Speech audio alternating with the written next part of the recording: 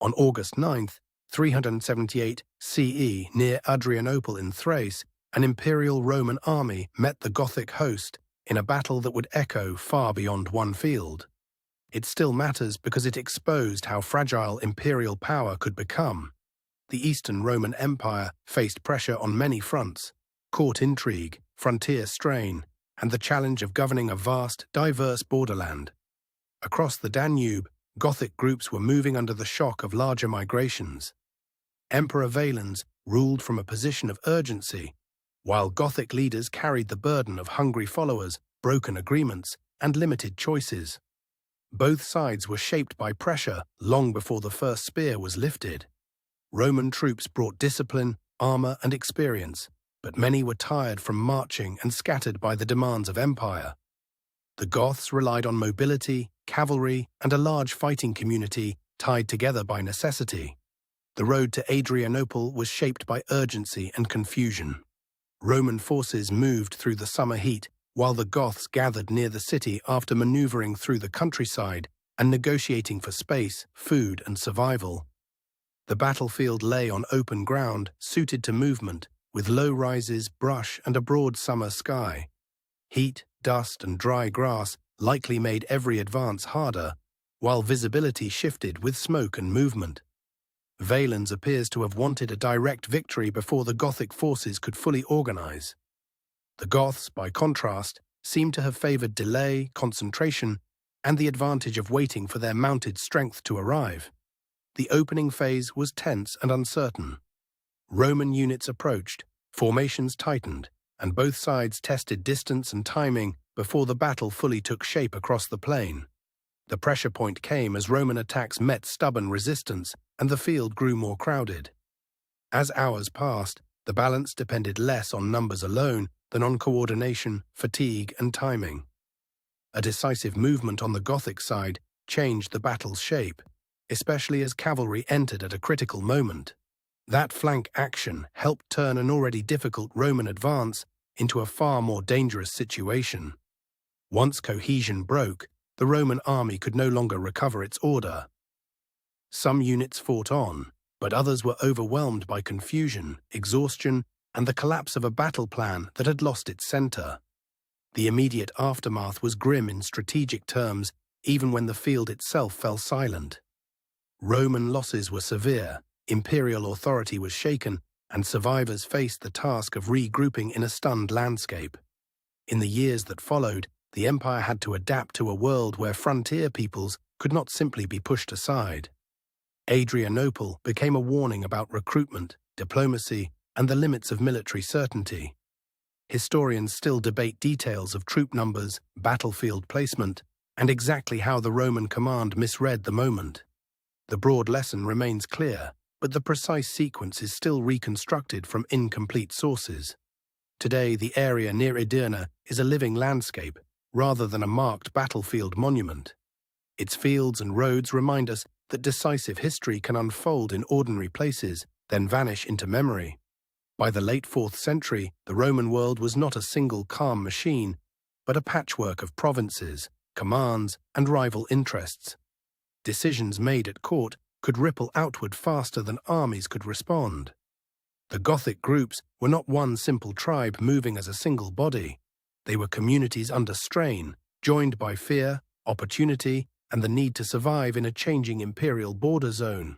Valens had to weigh military pride against political caution, and that balance was never easy. A slow response could look weak, but a rushed campaign could turn a frontier problem into an imperial disaster. The Goths, meanwhile, were negotiating from a position of dependence and leverage. They needed food, safety, and recognition, but every delay and broken promise intensified the chance of conflict.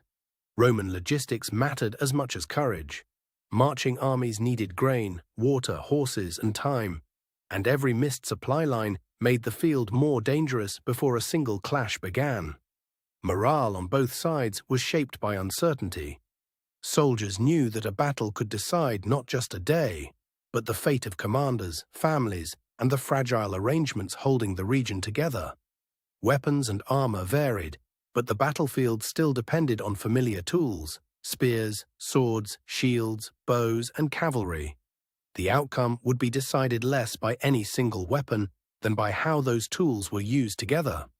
The Roman army's strength lay in training and formation, yet that strength could weaken if units arrived tired or out of position. On a hot day, even a disciplined force could be pushed toward disorder. The Gothic host included many fighters on foot and horseback, with wagons and families close by in some accounts. That made the camp both a refuge and a burden, tying military action to the survival of the whole group. As the armies drew nearer, the landscape itself became part of the story. Open ground favored movement, but it also exposed every hesitation, every dust cloud, and every shift in formation. Ancient sources suggest confusion about timing and the exact arrival of all Gothic forces. That uncertainty matters because battles are often decided by who reaches the field prepared, not just who is strongest. The summer weather likely added pressure in every direction. Heat could exhaust men and animals, while dust reduced clarity and made command signals harder to read across the field.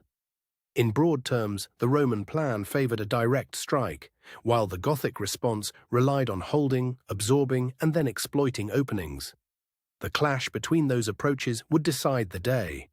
The opening exchanges may have seemed manageable at first, but momentum can change quickly on an open plain.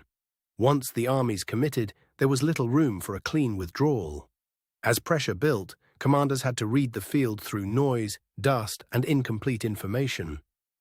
A delayed decision or a misread signal could turn a difficult fight into a collapsing one.